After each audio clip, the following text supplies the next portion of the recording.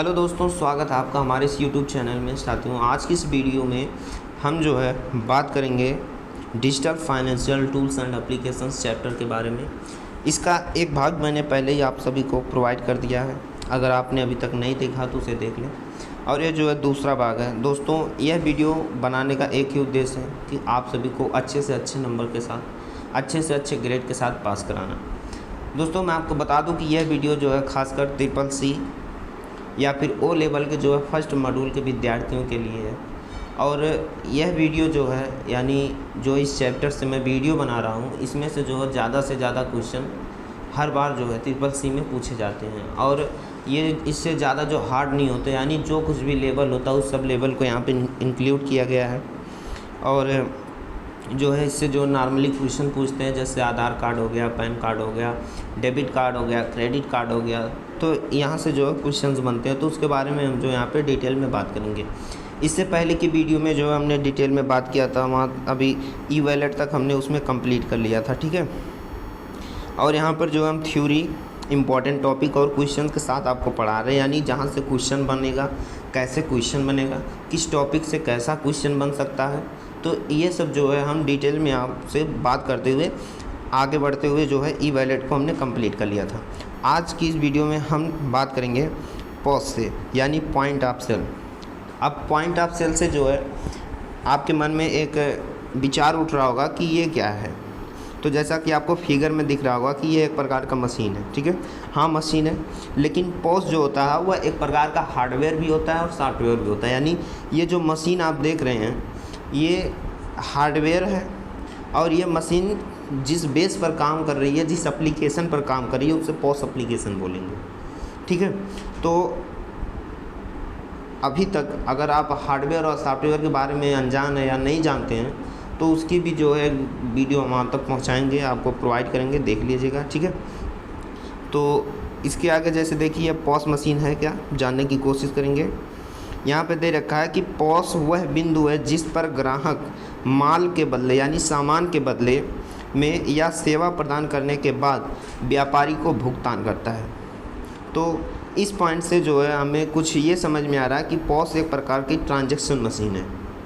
Transaction machine जिसके ज़रिए हम पैसों का ट्रांसफ़र करते हैं, यानी एक जगह से दूसरे जगह पर। कोई हमसे सामान लिया, बदले में वो पैसे देगा, तो पैसे जो पॉस मशीन के ज़रिए दे सकता है। आजकल जो फ़ोन चल रहे हैं डिजिटल है, तो इसके ज़रिए पेटीएम या अन्य जो है ई-वॉलेट एप्लीकेशन के ज़रिए हो रहा है, ठीक है। तो उम्मीद करता हूँ कि जो पॉस है वो आपको समझ में आ गया होगा, ठीक है। आगे है कंपोनेंट ऑफ पॉस सिस्टम, यानी पॉस सिस्टम किस बेस पर काम करता है, किस किस कंपोनेंट की आवश्यकता होगी इसे काम करने के लिए, इसके द्वारा ट्रांजैक्शन करने के लिए, ठीक है। तो यहाँ पे जो है पहला वो मॉनिटर या टैबलेट। मॉनिटर टैबलेट मैं आपको यहाँ फिगर में दिखाऊं कि इसके ऊपर ये वाला जो पार्ट है, कौन सा, सिर्फ और सिर्फ ये वाला, ये एक प्रकार का टैबलेट है, ठीक है। तो यहाँ पे फर्स्ट पॉइंट में यही कह रहा है कि ये मॉनिटर और टैबलेट। दूसरा बारकोड स्कैनर, जिस पे हम जो है पेमेंट करेंगे, बारकोड स्कैनर हो गया। क्रेडिट कार्ड रीडर, यानी क्रेडिट कार्ड भी चाहिए, और जो क्रेडिट कार्ड को स्कैन करेगा वो होना चाहिए, ठीक है। तो उसे हम क्रेडिट कार्ड रीडर या क्रेडिट कार्ड स्कैनर भी बोल सकते हैं, ठीक है। दूसरा हो जाएगा रिसिप्ट प्रिंटर। रिसिप्ट प्रिंटर क्या होगा, रिसिप्ट प्रिंटर के बारे में समझ लेते हैं। तो रिसिप्ट प्रिंटर आपको इस इमेज में दिख रहा होगा कि यहाँ से जो एक प्रकार की रसीद निकल रही है, तो इस रसीद को प्रिंट करने के लिए एक प्रिंटर भी होनी चाहिए। तो रिसिप्ट मतलब होता है रसीद, ठीक है। रसीद को प्रिंट करने के लिए एक प्रिंटर भी होना चाहिए, जो हमें पेमेंट के डिटेल को जो है अपने यूज़र को देने के लिए दे। जैसे हमने दुकान खोल रखा है, तो कोई पेमेंट किया तो उसका जो रसीद जो है हम उस यूज़र को दे दें, हाँ कि ये पेमेंट हो गया, ठीक है। और अगला है कैश ड्रॉवर। कैश ड्रॉवर यानी इसके ज़रिए जो कैश भी निकाला जाता है। तो कैश निकालने के लिए क्या होगा, ऑनलाइन किसी के अकाउंट में जो है हमने पैसे ट्रांसफ़र कर दिए और उसके जेब से ऑफलाइन पैसे ले लिए, ये हो गए, ठीक है। अब यहाँ से देखिए क्वेश्चन किस प्रकार से बनेगा। तो यहाँ पे क्वेश्चन में कह रहा है कि which is not a element of POS system और मशीन, यानी इनमें से कौन एक पॉस सिस्टम या मशीन का जो है एलिमेंट नहीं है। तो हो जाएगा पहला है कि मॉनिटर, दूसरा प्रिंटर, तीसरा स्पीकर और चौथा कैश ड्रॉवर। तो अभी हमने आपसे बात किया कि मॉनिटर या फिर टैबलेट होना चाहिए, राइट। रीसेट प्रिंटर होना चाहिए, रसीद को प्रिंट करने के लिए एक प्रिंटर होना चाहिए। कैश ड्रावर होना चाहिए, ठीक है। यहाँ पे ऑप्शन एक है स्पीकर, तो उसमें स्पीकर की कोई आवश्यकता नहीं है, ठीक है। हालांकि जो अब डिजिटल यानी जो और मोनेटाइज कर दिए गए हैं, जो और बेहतर तरीके के इस समय आ रहे हैं, उनमें अब स्पीकर भी दे दिया गया है। तो जो है यहाँ पे अभी आपके सिलेबस में, आपके बुक में अपडेट नहीं किया गया, तो जब तक अपडेट नहीं होगा तब तक हमें यही पढ़ना पड़ेगा। और एग्ज़ाम में अगर आपके सामने क्वेश्चन आता है तो आपको उसी बेस पर लगाना पड़ेगा, ना कि जो आप मार्केट में देख रहे हैं, ठीक है। तो यहाँ पे जो हमारा सही आंसर स्पीकर हो जाएगा, ठीक है। आगे बढ़ते हैं। आगे क्वेश्चन है, इनमें से कौन नेट बैंकिंग की विशेषता नहीं है। नेट बैंकिंग यानी इंटरनेट के जरिए बैंक की सेवाओं को एक्सेस करना नेट बैंकिंग है, ठीक है। एक एक पॉइंट पर ध्यान देते चलेंगे ताकि आगे की क्वेश्चंस को या आसानी से हम उस क्वेश्चन को समझ सकें, ठीक है। ऑप्शन नंबर ए में क्या कह रहा है कि रीच टू ग्रेटर कस्टमर, यानी अच्छे या बड़े कस्टमर तक पहुंचने के लिए अच्छे या बड़े कस्टमर तक पहुंचना, reach to greater customer, give order for chequebook, यानी चेकबुक के लिए एक ऑर्डर देना, मेक पेमेंट करना, और नन ऑफ द अबव, यानी इनमें से कोई नहीं, ठीक है। तो नेट बैंकिंग की विशेषता कौन सी नहीं है, तो यहाँ पे जो है ये भी सही है, यानी हम अच्छे अपने बड़े से बड़े कस्टमर तक पहुँच सकते हैं बैंकिंग के ज़रिए। गिव ऑर्डर टू चेकबुक, ये भी सही है, पेमेंट भी कर सकते हैं। तो यहाँ पे आपका जो है नन ऑफ द अबव जो है राइट आंसर हो जाएगा, ठीक है। तो दोस्तों यहाँ पर अब हम बात करते हैं सम इम्पॉर्टेंट ई बैंकिंग सर्विस की, ठीक है। तो इस समय गर्मी है, थोड़ा सा फ़ैन चल रहा है, वॉइस में थोड़ा सा डिस्टर्बेंस हो सकता है, हालांकि ज़्यादा नहीं होगा, ठीक है, थोड़ा सा होगा तो आप मैनेज कर सकते हैं इसे। गर्मी के कारण जो है बिना पंखे का वीडियो बनाना थोड़ा सा कठिन हो रहा था, ठीक है। तो दोस्तों यहाँ पे अब हम बात करते हैं सम इम्पॉर्टेंट ई बैंकिंग सर्विस की, ठीक है। तो सम इम्पॉर्टेंट बैंकिंग ई सर्विस जो है, यहाँ पे इसमें पहला दे रखा है bill payment service. Bill payment service क्या है कि जैसे आपने यहाँ पे फ़ोन है और आप यहीं से जो है इलेक्ट्रिसिटी का बिल आ गया, यहीं से इसे पे कर देंगे। आपके जो है पानी का बिल आया, यहाँ से पे कर देंगे, ठीक है। गैस का जो बिल है यहाँ से पे कर देंगे, इंटरनेट का जो बिल है आपके लैंड यहाँ से पे कर देंगे। तो इस तरह से जो हमारे दैनिक जीवन में जो हम यूज कर रहे हैं उसका जो पेमेंट यानी बिल पेमेंट हम आसानी से ई बैंकिंग के ज़रिए कर सकते हैं, ठीक है। दूसरा है फ़ंड ट्रांसफ़र। फ़ंड ट्रांसफ़र यानी यहाँ पे आपका फ़ोन हो गया और ये आपके दोस्त का फ़ोन हो गया। अब आपके दोस्त को ज़रूरत है पैसों की, ठीक है, और आपके पास पैसा है पहले से, तो ये आपके पास फ़ोन करके कहा भाई मुझे थोड़ा सा पैसे चाहिए, तो पैसे चाहिए। अब आप दोनों के बीच में काफ़ी दूरी है, ठीक है, एक दूसरे राज्य में रह रहा है, एक दूसरे राज्य में रह रहा है, तो आप क्या करेंगे, उसके पास थोड़ी ना जाएंगे देने। तो ई बैंकिंग के जरिए आप यहीं से अपने फ़ोन से इसके फ़ोन में ट्रांसफ़र कर देंगे और वो जाके या तो फिर वो भी अपनी सेवाओं को फ़ोन से ही एक्सेस कर लेगा, या तो फिर इससे कहीं जाके ऑफलाइन उससे जो कैश विड्रॉ कर लेगा, ठीक है। तो यानी एक स्थान से दूसरे स्थान पर जो है पैसों का ऑनलाइन ट्रांजैक्शन जो है फ़ंड ट्रांसफ़र हो जाएगा, राइट। उम्मीद करता हूँ कि आपको समझ में आ रही होगी। अगर समझ में आ रही है तो एक बार वीडियो को लाइक और चैनल को सब्सक्राइब कर लें, ताकि इस तरह से आने वाली हर नई वीडियो आप तक पहुँचे और आप किसी भी जो है नॉलेज से वंचित ना रह जाएँ, ठीक है। तो तीसरा हमारा क्या कर रहा है, credit card customer. Credit card customer क्या हो जाएगा, क्रेडिट कार्ड कस्टमर अगर आपने कहीं किसी बैंक में अकाउंट खोल रखा है, जैसे एटीएम कार्ड हो गया, एटीएम कार्ड हो गया, तो एटीएम कार्ड क्या है, किसी बैंक का अलग अलग बैंकों का अलग अलग एटीएम कार्ड होता है, ठीक है, ये तो सब जानते हैं। लेकिन क्रेडिट कार्ड कस्टमर का मतलब क्या है यहाँ पे कि अगर आपने जो है एसबीआई में अपना अकाउंट ओपन कर रखा है, तो एसबीआई में जो अगर आप अपना अकाउंट ओपन कर रखे हैं तो एसबीआई का एटीएम होगा, और ये जो एटीएम है ये हमारा क्रेडिट कार्ड है। आपको ध्यान रखना हो कि एटीएम जो हमारा एक प्रकार से क्रेडिट कार्ड है। तो इस समय आप जो है क्रेडिट कार्ड के कस्टमर बन गए एसबीआई के, ठीक है। उम्मीद करता हूँ ये भी समझ में आ गया हो आपको। अगला है हमारा रेलवे पास।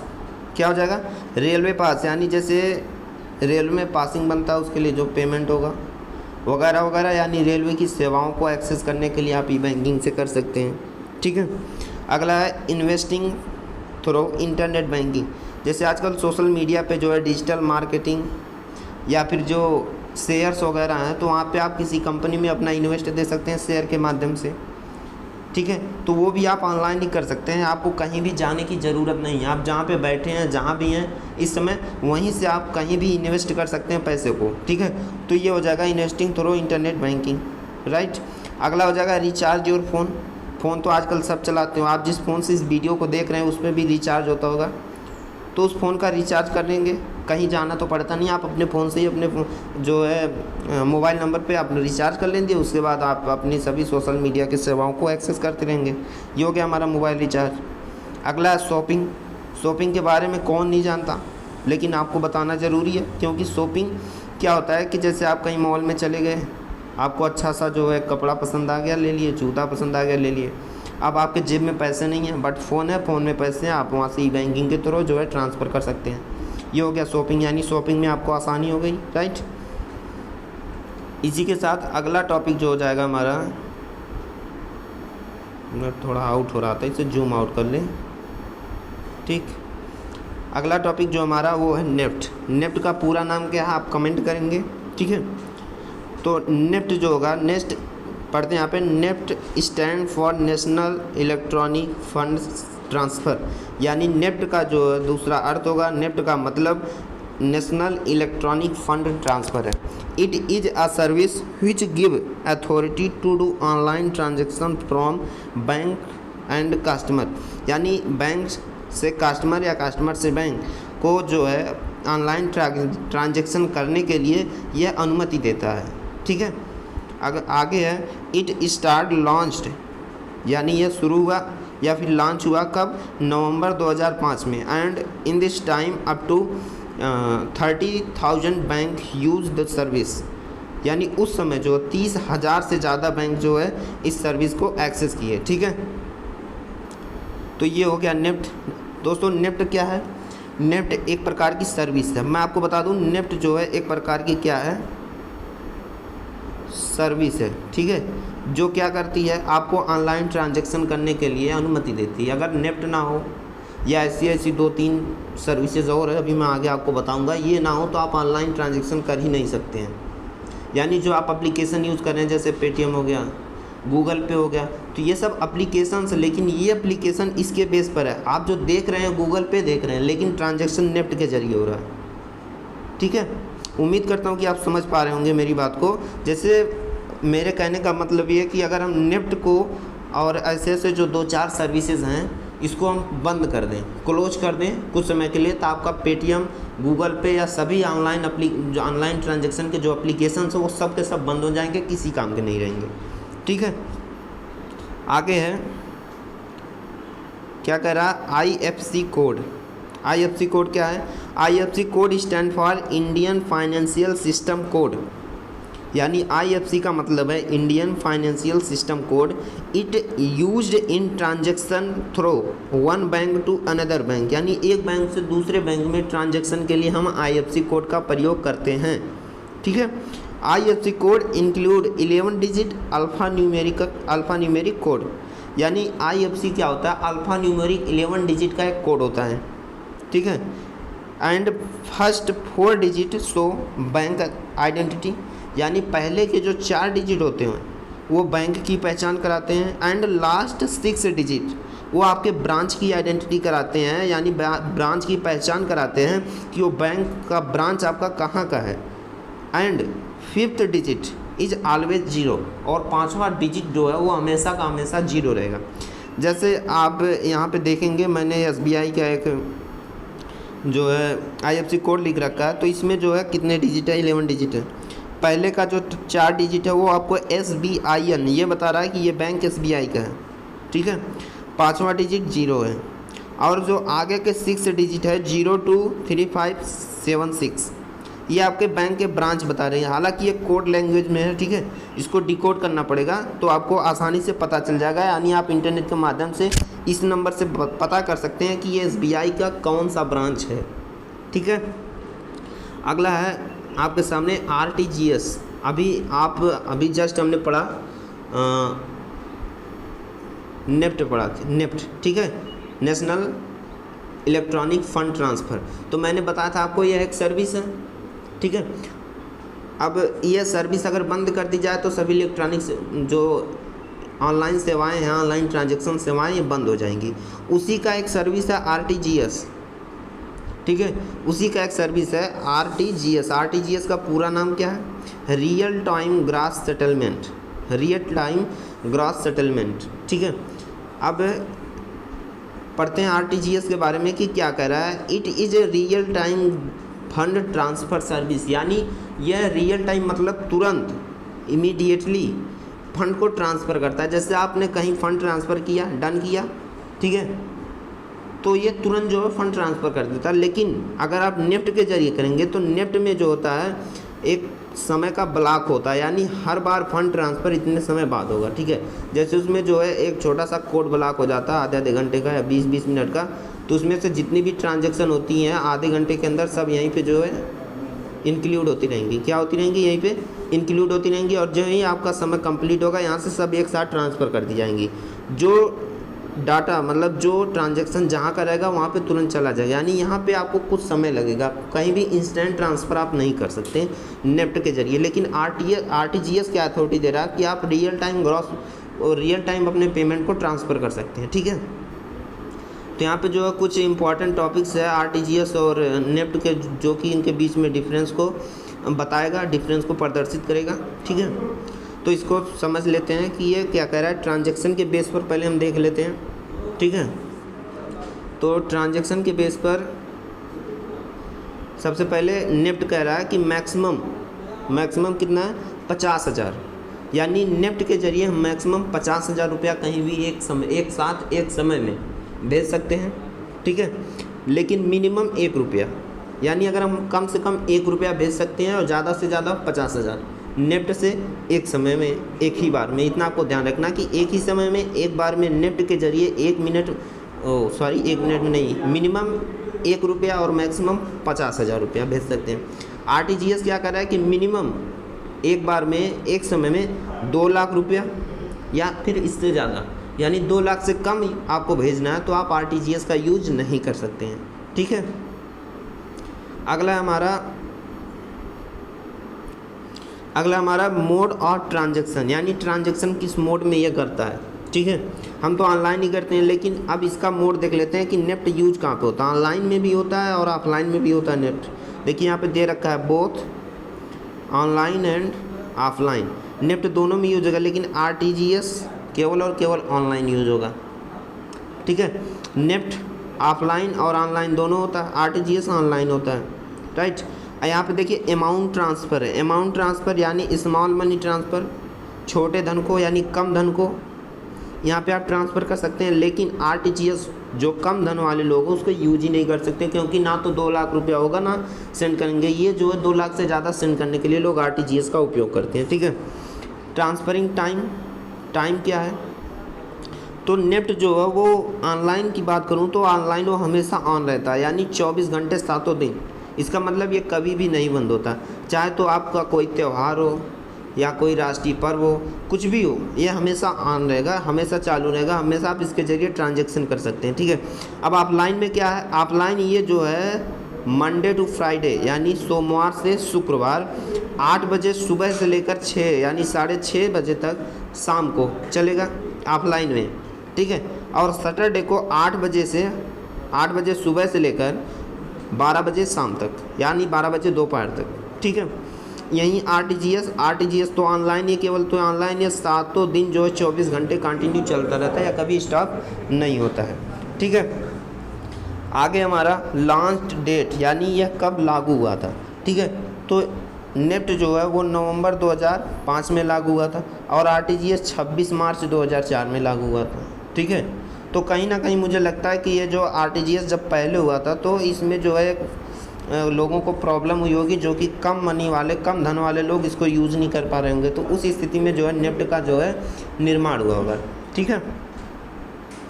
अगला टॉपिक है IMPS का फुल फॉर्म क्या हो जाएगा? दोस्तों अभी तक हमने 2 सर्विसेज पढ़ी हैं जो फंड ट्रांसफ़र के लिए काम आती हैं। कौन कौन सी? NEFT, RTGS। तीसरी सर्विस हमारी IMPS, जो कि आजकल ज़्यादातर इस समय IMPS ही यूज हो रहा है, जो नॉर्मली हम लोग यूज कर रहे हैं अपने फ़ोन से फंड ट्रांसफ़र करने के लिए, ठीक है। IMPS क्या कह रहा है कि IMPS is an innovative real time payment service that is available 42 hour. This service is offered by NPCI national payment corporation of India. ठीक है, यानी IMPS जो है वो किसी के द्वारा ऑफर्ड की गई है, किसी के द्वारा ऑपरेट की जाती है। तो IMPS किसके द्वारा ऑपरेट की जाती है? NPCI के द्वारा। ठीक है, वैसे अगर जो अभी तक हमने तीनों सर्विसेज पढ़ी हैं तो उसमें सबसे तेज़ की बात करूं तो सबसे तेज़ IMPS है। ठीक है, यानी ये जो फ़ंड को तुरंत ट्रांसफ़र करती है। IMPS का पूरा नाम क्या है? Immediate payment service. अब यहाँ जो आप इसके नाम से ही पता लग रहा होगा कि ये इमीडिएट यानी तुरंत अपने पेमेंट को जो है अंजाम देती है। ठीक है, इसके जो कुछ पॉइंट है इंपॉर्टेंट मैं उसके बारे में बात कर लेता हूँ। जैसा कि पहला दे रखा है, इट अवेलेबल 24 आवर 7 डेज़, यानी 24/7 यानी 24 घंटे 7 दिन ये अवेलेबल है। ठीक है, दूसरा जगह इंस्टेंट पेमेंट यानी तुरंत पेमेंट के लिए इसका यूज़ करते हैं। सेफ एंड सिक्योर ट्रांजैक्शन, सुरक्षित जो है अपने आप पैसे को ट्रांसफ़र कर सकते हैं। Debit and credit confirmation by SMS, यानी जो आप चाहे पैसा का डेबिट करें या क्रेडिट करें। आप डेबिट क्रेडिट का मतलब हम सरल शब्दों में अगर आपको बताएं तो आप चाहे पैसे को सेंड करते हैं या पैसा रिसीव करते हैं, उसका तुरंत आपको एक मैसेज देगा कॉन्फर्मेशन के लिए कि हाँ आप सावधान हो जाइए, आपके पैसे में, आपके खाते में इतना पैसा आया है या आपके खाते से इतना पैसा कटा है। ठीक है, you can access IMPS service to dial *99*99#। ठीक है, यानी आप *99*99# पर डायल करके इसके सर्विस को जो है ऑफलाइन यूज कर सकते हैं। ऑफलाइन यूज़ करने का मतलब क्या हो गया? जैसे आप अगर कीपैड चला रहे हैं तो कीपैड से भी आप ट्रांजैक्शन कर सकते हैं, बट जो फ़ोन नंबर यूज कर रहे हैं वो फ़ोन नंबर आपके बैंक अकाउंट से लिंक होना चाहिए। ठीक है, यहाँ पे आप कॉल करेंगे, हालांकि ये नंबर जो है हमेशा नहीं चलता, बट जब भी सपोर्ट करेगा तो आप पहले अगर इस पे एक ही नंबर पर कई अकाउंट होंगे तो उसमें से कंफर्म करेगा कौन सा अकाउंट आपका है, IFSC कोड क्या है, ठीक है, कहाँ का अकाउंट है, ब्रांच है, थोड़ा सा उसमें जो समय जो है ज़्यादा लगता है, तो इसलिए उसका प्रयोग अब बहुत कम लोग करते हैं या ना के बराबर हो गया। ठीक है, अगला जो हमारा टॉपिक होगा online bill payment, online bill payment. ठीक है, ऑनलाइन बिल पेमेंट क्या कर रहा है कि online bill payment is secure electronic service that allow customers to pay bill without write a cheque और mail them. Online bill payment क्या? Online bill payment जो है हमारे जो ग्राहक हैं उनको एक सिक्योर पेमेंट का ऑप्शन देता है, जिसमें हमें किसी भी बैंक चेक को या फिर ईमेल को लिखने की या करने की ज़रूरत नहीं होती है। ठीक है, तो उम्मीद करता हूँ कि आपको समझ में आ रही हो। जैसे ऑनलाइन पेमेंट अगर आप जो अपने दैनिक जीवन में यूज़ कर रहे हैं उसके बारे में बात करें तो ये ऑनलाइन पेमेंट जैसे अपने फ़ोन से ट्रांसफ़र करें तो यहाँ पे आपको कोई चेक नहीं देना है, कोई चेक नहीं लिखना है, यानी चेक की ज़रूरत ही नहीं है, बस आपको फ़ोन नंबर चाहिए, ट्रांसफ़र कर दिए। तो इस तरह जो होता है इसमें होता है। अगला होगा हमारा some questions and their answer of this topic. ठीक है, तो सबसे पहला जो होगा हमारा क्वेश्चन नंबर 1 है, पोस इज ए, यानी पॉइंट ऑफ सेल एक है, क्या है? हार्डवेयर है, सॉफ्टवेयर है, दोनों मैंने अभी आपको बताया अगर आपको याद हो तो। ठीक है, तो ये दोनों होते हैं, यहाँ पे सी ऑप्शन जो हमारा सही हो जाएगा, both A and B, right. अगला क्वेश्चन हमारा question number 2, through internet banking के जरिए वी कैन, यानी मैं कर सकता हूँ, क्या कर सकते हैं? मेक ट्रांजैक्शन, राइट है, ट्रांजैक्शन भी कर सकते हैं। Request for a bank passbook के लिए रिक्वेस्ट भी कर सकते हैं। चेक योर अकाउंट बैलेंस, आप अपना अकाउंट बैलेंस भी चेक कर सकते हैं। तो इस स्थिति में जो हम डी ऑप्शन को सिलेक्ट करेंगे, ऑल ऑफ दी एबव, यानी तीनों ऑप्शन जो हमारे सही हैं। ठीक है, अगला क्वेश्चन हमारा question number 3, ATM stand for automatic teller machine, यानी ATM का पूरा नाम ऑटोमेटिक टेलर मशीन है। तो आपको बताना कि यह जो फुल फॉर्म दे रखा है ATM का क्या यह सही है? अगर सही है तो ट्रू लगाएंगे, नहीं सही है तो फॉल्स लगाएंगे। तो ऑटोमेटिक का ये जो एकदम करेक्ट फुल फॉर्म दे रखता है ऑटोमेटिक टेलर मशीन, ठीक है। तो यहाँ पे जो हमारा ट्रू हो जाएगा, ठीक है। अगला क्वेश्चन हमारा, online banking service is not possible without, यानी ऑनलाइन बैंकिंग सेवा किसके बिना संभव नहीं है, ठीक है। तो पहला ऑप्शन इंटरनेट हो जाएगा, यानी बिना इंटरनेट के हम ऑनलाइन बैंकिंग सेवा को एक्सेस कर ही नहीं सकते, ठीक है। आगे भी देख लेते हैं। दूसरा है डिवाइस, यानी आप जो जिस फ़ोन से करेंगे, लैपटॉप से करेंगे या पॉस मशीन से करेंगे, टैबलेट हो गया, तो यहाँ पे उस सब डिवाइस के अंतर्गत आती हैं। तो यहाँ डिवाइस का भी होना कंपलसरी, यानी बिना डिवाइस के भी नहीं होगा, ठीक है। तीसरा क्या कह रहा है, ऑलवेज पॉसिबल, यानी हमेशा पॉसिबल है ऑनलाइन बैंकिंग सेवा, जो हमेशा पॉसिबल, यानी यहाँ पे किसी चीज़ की रिक्वायरमेंट नहीं है सी वाले ऑप्शन के अकॉर्डिंग। तो यहाँ पे जो है सी वाला ऑप्शन गलत हो जाएगा और ए और बी दोनों से, इसलिए हम डी ऑप्शन को चेक करेंगे, both A and B, right. दोस्तों अगर आपको समझ में आ रहा है तो आप अपने दोस्तों के साथ शेयर कर दें, ताकि इससे जो है कोई भी वंचित ना रह जाए, ठीक है।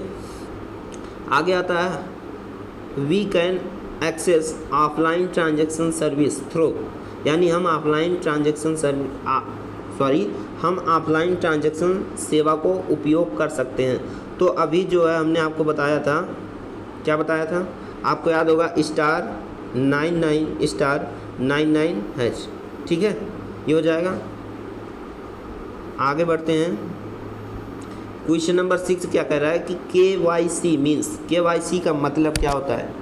KYC का मतलब क्या होता है? नो योर कस्टमर, ये तो हो गया इसका फुल फॉर्म, यानी ये भी सही है। नो योर कैरेक्टर, ये जो गलत है, ठीक है, नो योर कैरेक्टर ये गलत है। तो यहाँ पे हमारा जो है ए आंसर बिल्कुल राइट हो जाएगा, ठीक है। चलते हैं अगले क्वेश्चन की तरफ। क्वेश्चन नंबर 7 क्या कर रहा है कि can illiterate person be used debit card, क्या जो है निरक्षर यानी अशिक्षित व्यक्ति डेबिट कार्ड के लिए जो है जारी कर सकता है, यानी जारी किया जा सकता है, यानी जो है डेबिट कार्ड क्या किसी अशिक्षित व्यक्ति के लिए जारी किया जा सकता है? तो ऑप्शन नंबर ए में दे रहा है नो, बी में है एस, सी में only in case of joint account, यानी अगर कोई भी अकाउंट ज्वाइंट है उसमें से एक पर्सन जो है अशिक्षित है तो इस स्थिति में उसके लिए जारी किया जाएगा। डी वाला कह रहा है only in case he is head of family, इसका मतलब क्या है कि वह अपने फैमिली का जो है मुखिया हो, यानी अपने फैमिली का मेन हो, मुख्य हो, ठीक है। तो यहाँ पे मैं आपको बता दूँ कि डेबिट कार्ड ये रिक्वायर्ड नहीं करता है कि व्यक्ति शिक्षित है या फिर अशिक्षित है, ठीक है। तो यहाँ पे इसके लिए जो सही ऑप्शन हो जाएगा वो हो जाएगा यस, ठीक है, यानी ये सबके लिए जो है जारी किया जा सकता है, राइट। अब चलते हैं अगले क्वेश्चन की तरफ। क्वेश्चन नंबर 8 क्या कह रहा है कि the Indian rupee symbol official adopted, यानी जो भारत का ये जो रुपया सिंबल है ये आधिकारिक रूप से कब अपनाया गया, आधिकारिक रूप से कब अपनाया गया? तो यहाँ पे हमारा जो है राइट आंसर हो जाएगा बी वाला, क्या हो जाएगा बी वाला 2010 में, ठीक है। आगे बात करें क्वेश्चन नंबर 9 की, तो क्वेश्चन नंबर 9 में कह रहा है main security of internet banking is, यानी इंटरनेट बैंकिंग की मुख्य सुरक्षा है। तो इंटरनेट बैंकिंग की जो मुख्य सुरक्षा वो किसके ज़रिए होती है? तो यहाँ पासवर्ड के ज़रिए होगी, ठीक है, पासवर्ड के ज़रिए होगी, यानी पासवर्ड से ही आप अपनी इंटरनेट बैंकिंग को सिक्योर बना सकते हैं, ठीक है। आगे है क्वेश्चन नंबर 10। क्वेश्चन नंबर 10 में क्या करा, through app you can transfer the money, यानी वह ऐप जिसके ज़रिए आप तो मनी ट्रांसफ़र कर सकते हैं, but can not do any payment as bill और शॉपिंग, यानी आप बिल या शॉपिंग का पेमेंट नहीं कर सकते हैं। तो मैं आपको बता दूं कि वो जो है वो आपका हो जाएगा भीम, ठीक है। ये भीम ऐप जो है आपको कहीं भी शॉपिंग या बिल पेमेंट की अथॉरिटी नहीं देता है, यहाँ से आप केवल और केवल पैसे का जो है ट्रांसफ़र कर सकते हैं, ठीक है। आगे हमारा which mobile does not permit cash withdraw, यानी यहाँ पे जो है कौन सा मोबाइल नगद सॉरी दोस्तों, यहाँ पे थोड़ा मिस्टेक हो गया, जब मोबाइल नहीं वॉलेट रहेगा, ठीक है। यहाँ जो मोबाइल है ये मोबाइल नहीं वॉलेट रहेगा, तो यहाँ पे आपका कौन सा जो वैलेट है वो आपको नगद निकासी की अनुमति नहीं देता है। तो open wallet, semi open wallet, semi closed wallet and none of the above. तो इसमें से राइट आंसर की अगर मैं बात करूं तो यहाँ पे सेमी क्लोज्ड वैलेट हो जाएगा। ठीक है, सेमी क्लोज्ड वैलेट का मतलब क्या होता है, जो आधा क्लोज हो और आधा ओपन हो। ठीक है, आगे मैं अगले क्वेश्चन की बात करूं, क्वेश्चन नंबर 12 में IFC code is, IFC code is, तो IFC कोड है 11 digit alpha numeric code, Indian financial system code, both A and B। तो यहाँ पे 11 डिजिट अल्फा न्यूमेरिक कोड है, ये तो सही है। इंडियन फाइनेंशियल सिस्टम कोड ये भी सही है क्योंकि इसका फुल फॉर्म है। तो यहाँ पे हम जो सी ऑप्शन को जो है टिक करेंगे, बोथ A एंड B। ठीक है, अगला क्वेश्चन है question number 13, UTR means. UTR means क्या हो जाएगा, तो UTR मीन्स हो जाएगा यूनिक ट्रांजैक्शन रेफरेंस। क्या होगा, यूनिक ट्रांजैक्शन रेफरेंस। राइट, यहाँ पे हमारा A ऑप्शन जो है वो करेक्ट हो जाएगा। आगे बात करें क्वेश्चन नंबर 12 की, सॉरी 14 की, तो यहाँ पे हो जाएगा what is means of Aadhaar seeding. Aadhaar seeding का मतलब क्या है दोस्तों? आधार सीडिंग का जो एक मतलब होता है, यानी आधार सीडिंग का जो मेन उद्देश्य होता है वो होता है कि अपने आधार कार्ड को बैंक से लिंक कराना। ठीक है, क्या कराना, आधार कार्ड को बैंक से लिंक कराना। तो यहाँ पे जो हमारा A वाला ऑप्शन वो बिल्कुल सही हो जाएगा, linking Aadhaar with bank account. Right, अगले क्वेश्चन की मैं बात करूँ, क्वेश्चन नंबर 15। तो क्वेश्चन नंबर 15 कह रहा है what is validity period of cheque, यानी जो बैंक से चेक जारी किया जाता है उसका पीरियड कितना होता है। तो यहाँ पे ऑप्शन A में दे रखा 4 month from date of issue, यानी जारी डेट से 4 मंथ। B दे रहा है 3 month from date of issue, जारी डेट से 3 मंथ। C वाला है 1 month from date of issue, जारी डेट से 1 मंथ। D वाला बोल रहा अनलिमिटेड। तो यहाँ पे जो है चेक की एक वैलिडिटी होती है, वो होती है 3 मंथ की। कितने मंथ की? 3 मंथ की। ठीक है, तो आप इसे भूलना मत। ठीक है, और आज के लिए बस इतना ही। और इस चैप्टर के जो सभी इंपॉर्टेंट टॉपिक मैंने यहाँ इसमें इंक्लूड कर लिया है, और आगे के लिए जो है अगले चैप्टर से मैं जो इम्पोर्टेंट टॉपिक होगा आपके लिए लेके आऊँगा। और अगर अभी तक आपने जो हमारे चैनल को सब्सक्राइब नहीं किया तो सब्सक्राइब कर लें, ताकि आने वाली हर नई वीडियो आप तक पहुँचती रहे। और वीडियो अच्छी लगी हो तो वीडियो को लाइक और अपने दोस्तों के साथ शेयर ज़रूर करें। धन्यवाद।